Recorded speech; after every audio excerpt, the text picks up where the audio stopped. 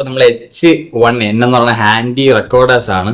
ഇതിന്റെ ഒരു പ്രത്യേകത നമ്മൾ നോർമൽ ബാറ്ററി ഇട്ട് കഴിഞ്ഞാൽ ചറപറ തീരും. അങ്ങനെ ഞാൻ ആൽക്കലൈൻ ബാറ്ററി വാങ്ങിച്ചിട്ട് നോക്കി, അത് വാങ്ങിച്ചപ്പോഴും നിൽക്കുന്നില്ല.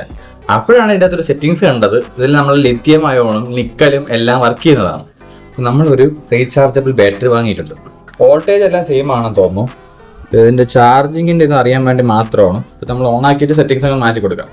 ബാറ്ററി ഇട്ട് സെറ്റ് ചെയ്തിട്ടുണ്ട്. കാരണം ഇത് മാറ്റിയില്ലാന്നുണ്ടെങ്കിൽ ഇതിന്റെ ലെവൽസ് കാണിക്കാൻ മാറും, അത്രേ ഉള്ളൂ. ഇതിന്റെ സെറ്റിങ്സ് മാറ്റാൻ പറ്റും. നിക്കല്, NIMH, മറ്റേ നോർമൽ 3 ആക്കാൻ പറ്റും. ആക്കുമ്പോഴത്തേക്കും ഇതിന്റെ ബാറ്ററി ലെവല് വ്യത്യാസം വരുന്നുണ്ട്. ഇതിന്റെ ബാക്കപ്പ് കാണിക്കുന്നത് ഇവിടെ നമുക്ക് എത്ര ബാക്ക് പാർട്ടി ഉണ്ടെന്ന് അറിയാൻ പറ്റും.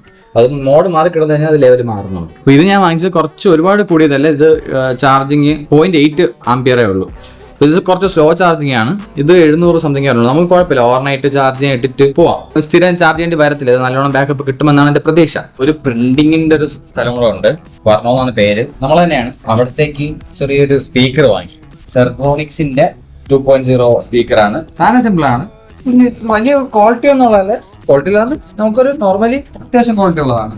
എന്താണ് സെറ്റപ്പ് എന്ന് പറഞ്ഞു കഴിഞ്ഞാൽ, നമ്മളൊന്ന് സ്ലൈഡ് ചെയ്ത് കഴിഞ്ഞാൽ നമുക്ക് ഇൻഡിവിജ്വൽ സ്പീക്കേഴ്സ് ആയിട്ട് യൂസ് ചെയ്യും.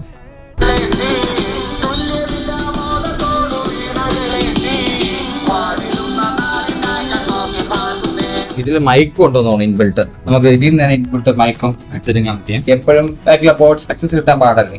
അങ്ങനെയുള്ള സിറ്റുവേഷനിൽ യൂസ്ഫുൾ ആണ്. കാരണം കൂടുതൽ പേര് മൈക്ക് ഉപയോഗിക്കാറില്ല, എന്നാൽ പോലും കൊള്ളാം. അപ്പൊ അത്രേ ഉള്ളൂ.